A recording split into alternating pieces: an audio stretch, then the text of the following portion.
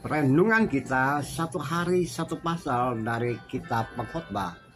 Hari ini Pengkhotbah pasal kelima.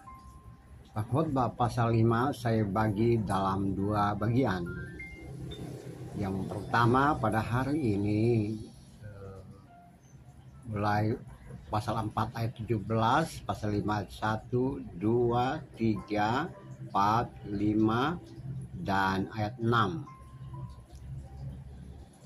Bagian pertama diberi judul oleh penerjemah takut akan Allah, takut pada Allah. Hidup dan kehidupan yang diwarnai oleh hal paling pertama yaitu takut pada Allah. Tunduk, taat, dan patuh pada apa maunya Sang Khalik, Allah yang Maha Kuasa.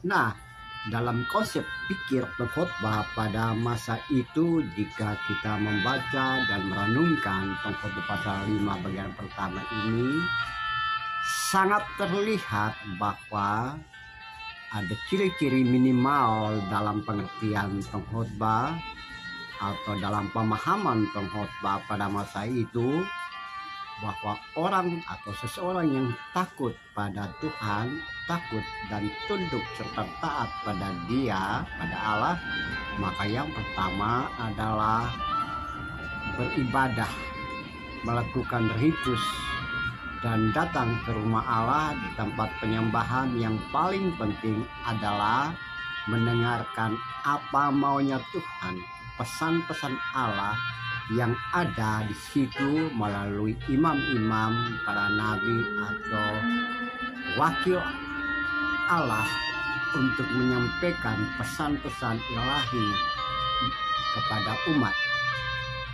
Dan yang kedua, ciri khas orang yang takut dan tunduk pada Allah adalah ia berhati-hati dengan ucapannya, kata-katanya, narasi, orasi yang ia sampaikan pada orang lain terdengar atau yang keluar dari dalam dirinya.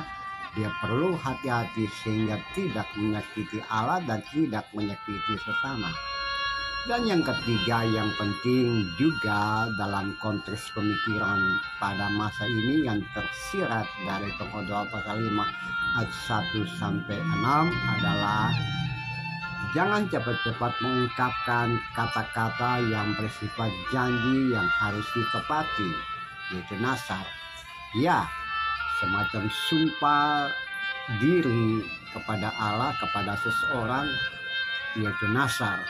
Nah, kadangkala dalam semangat kebersamaan atau di dalam ketidaksadaran orang mengucapkan janji-janji yang seperti itu. Makanya Pengkhotbah mengatakan lebih baik tidak bernasar jika tidak mampu menepati janji. Dan yang terakhir dalam bagian ini adalah bagaimana bersikap di hadapan mereka yang disebut utusan Allah, hamba Allah, sang nabi, imam-imam yang menyampaikan sesuatu dalam rangka edukasi publik, pendidikan umat, menyampaikan pesan-pesan Allah kepada umat.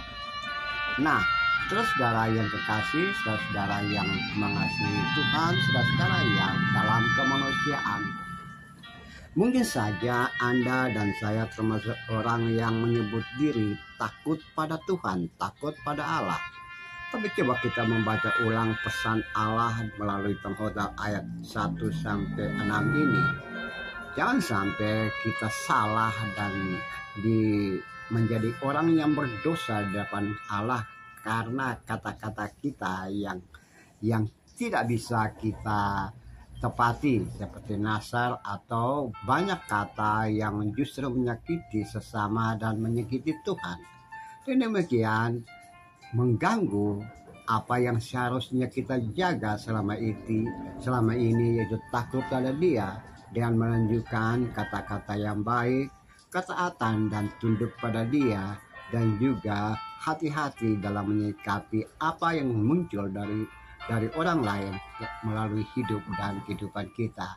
Kata-kata yang indah bisa membangun semangat orang lain, tapi kata-kata yang penuh dengan cacian, makian, umpatan, dan yang menjatuhkan itu juga bisa meruntuhkan seseorang atau orang lain yang mendengar. Dan bisa saja juga kata-kata menjadikan seseorang terluka batin yang sulit disembuhkan. So, pada hari ini kita memperhatikan baik-baik. Jangan cepat-cepat berkata-kata dan berjanji di hadapan Tuhan. Jangan cepat-cepat mengucapkan nasar di hadapan Dia. Dan lebih indah lagi, lakukanlah segala sesuatu seperti apa maunya Tuhan dalam hidup dan kehidupan, sehingga hidupmu bukan hidup yang sia-sia dan kosong, tapi penuh makna dan bermakna bagi orang lain. Pujilah Kristus. Haleluya. Amin.